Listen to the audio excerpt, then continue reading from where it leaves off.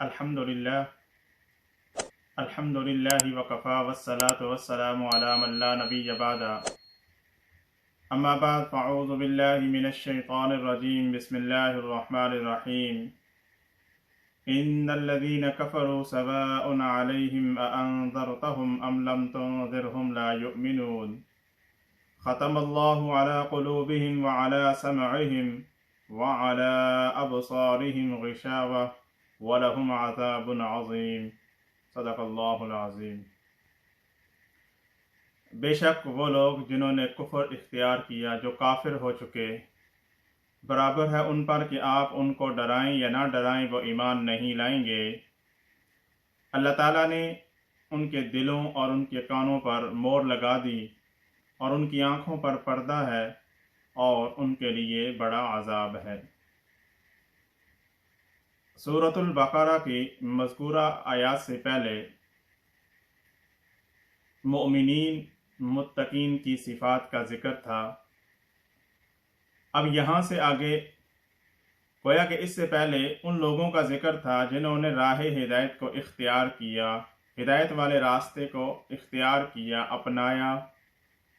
اب یہاں سے ان لوگوں کا تذکرہ ہے جنہوں نے ہدایت والے راستے کو اختیار نہیں کیا، ہدایت والے راستے کا انکار کیا۔ دو گروہوں میں سے ایک گروہ وہ ہے جس نے کھل کر مخالفت کی اور انکار کیا،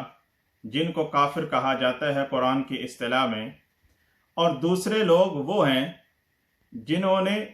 ذاتی اغراض کی خاطر، دنیا کے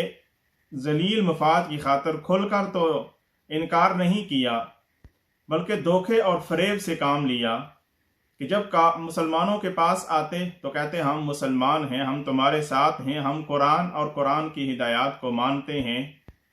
لیکن جب کافروں کے پاس جاتے تو ان کو کہتے کہ ہم تو اصل میں تمہارے ہی مذہب پر ہیں، ہم نے اسلام قبول نہیں کیا، ہم تو مسلمانوں کو دھوکہ دے رہے ہیں، صرف ان کے راز معلوم کرنے کے لیے ان کے ساتھ شامل ہو چکے ہیں۔ ایسے لوگوں کو قرآن کی اصطلاح میں منافق کہا جاتا ہے۔ تو مذکورہ جو دو آیتیں ہیں ان میں کافروں کی مذمت ہے، اور یہاں کافر بھی عام کافر مراد نہیں بلکہ خاص قسم کے کافر مراد ہیں۔ وہ کافر مراد ہیں جن کے بارے میں اللہ تعالیٰ کو یہ معلوم تھا کہ ان کا خاتمہ کفر پر ہوگا، ان کو ایمان کی توفیق نصیب نہیں ہوگی۔ تو ان دو آیتوں میں کافروں کی مذمت ہے، اور اس کے بعد آگے 13 آیتوں میں منافقین کے احوال کا ذکر ہے۔ چنانچہ فرمایا ان الذین کفروا، بے شک وہ لوگ جنہوں نے کفر اختیار کیا جو کافر ہو چکے۔ کافرو یہ کفر سے ہے، اور کفر کا لفظی معنی ہوتا ہے چھپانا، اور شریعت کی اصطلاح میں کفر کہتے ہیں جن باتوں پر ایمان لانا فرض ہے ان میں سے کسی ایک کا انکار کرنا، یا دوسرے الفاظ میں اس کو ہم ایسے بھی کہہ سکتے ہیں کہ جو خبر یا جو بات اللہ کے رسول اللہ کی طرف سے لے کر آئے، جن کا ثبوت قطعی اور یقینی ہے، ان میں سے کسی ایک کا انکار کرنا یا اس کی تصدیق نہ کرنا، اسے تسلیم نہ کرنا، یہ کفر ہے۔ تو فرمایا ان الذین کفروا سواء علیہم اانذرتہم ام لم تنذرہم لا یؤمنون۔ انذرتہم یہ انذار سے ہے، اور انذار کا جو لفظ ہے یہ کہتے ہیں ایسی خبر کو، ایسی خبر دینا جس سے خوف پیدا ہو، ایسی خبر دینا جس سے خوف پیدا ہو، اور اردو کے اندر اس کا معنی ڈرانا کیا جاتا ہے، اور یہاں محض ڈرانا مقصود نہیں، یہاں جو ہے محض ڈرانے والا معنی نہیں بلکہ ایسا ڈرانا مراد ہے جو شفقت اور رحمت کی بنا پر ہو، محبت کی بنا پر ہو، جیسے والدین کا اپنی اولاد کو ڈرانا، سانپ سے ڈرانا، آگ سے ڈرانا، بچھو وغیرہ سے ڈرانا، یہ رحمت اور شفقت کی۔ اس آیت کے اندر رسول اللہ صلی اللہ علیہ وسلم کو تسلی دی گئی، اور تسلی یہ دی گئی کیونکہ جب آپ صلی اللہ علیہ وسلم ان کو اسلام لانے کی دعوت دیتے اور وہ آپ کی دعوت کو قبول نہ کرتے تو آپ پریشان ہوتے۔ تو اس آیت میں آپ صلی اللہ علیہ وسلم کو یہ تسلی دی گئی اور یہ بتلایا گیا کہ یہ ضدی کافر ہیں، یہ اپنے ضد اور عناد کی وجہ سے انہوں نے کفر والا راستہ اختیار کیا ہوا ہے، اور تکبر کی وجہ سے یہ جو راہ ہدایت والا راستہ ہے اس کو اختیار نہیں کر رہے، تکبر کی وجہ سے یہ حق بات کو سن نہیں رہے اور روشن دلائل کو دیکھ نہیں رہے۔ لہٰذا آپ کا ان کو وصیت کرنا، ان کی اصلاح کرنا یا نہ کرنا، اس کی کوشش کرنا یا نہ کرنا، یہ دونوں برابر ہیں۔ وہ پھر بھی ایمان جو ہے وہ قبول نہیں کریں گے، وہ اسلام کے دائرے میں پھر بھی داخل نہیں ہوں گے۔ اس کی وجہ اگلی آیت میں ذکر کی، فرمایا ختم اللہ علی قلوبہم وعلی سمعہم، کہ اللہ تعالیٰ نے ان کے دلوں اور ان کے کانوں پر مور لگا دی ہے، وعلی ابصارہم غشاوہ، اور ان کی آنکھوں پر پردہ ہے۔ یہاں مفسرین فرماتے ہیں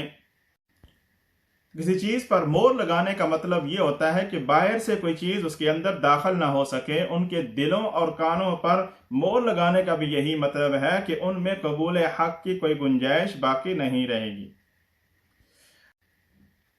یہاں مفسرین فرماتے ہیں کہ ان کے کانوں اور دلوں پر مہر لگانے کا ذکر ہے، جبکہ آنکھوں پر پردے کا ذکر ہے، تو اس میں حکمت یہ ہے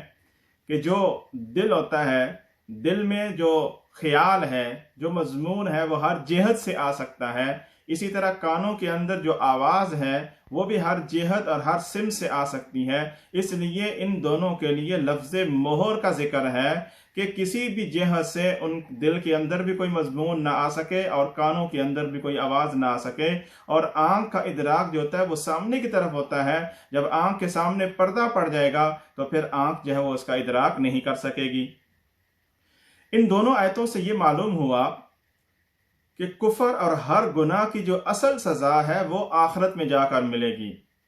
لیکن بعض گناہ ایسے ہیں جن کی سزا دنیا کے اندر بھی ملتی ہے۔ وہ یہ ہے کہ اصلاح حال کی توفیق سلب ہو جاتی ہے کہ انسان گناہ کو گناہ ہی نہیں سمجھتا، برائی کو برائی ہی خیال نہیں کرتا۔ چنانچہ حدیث میں آتا ہے، حضور علیہ الصلوۃ والسلام نے ارشاد فرمایا کہ جب انسان کوئی گناہ کرتا ہے، اس گناہ کرنے کی وجہ سے اس کے دل پر ایک سیاہ نقطہ پڑ جاتا ہے۔ جس طرح سفید کپڑے پر اگر کالا نقطہ سیاہ نقطہ پڑ جائے تو وہ ناگوار گزرتا ہے، اسی طرح انسان کے دل پر جب سیاہ نقطہ پڑ جائے یعنی گناہ کی وجہ سے تو وہ پریشان ہوتا ہے، اور اس پریشانی کی بات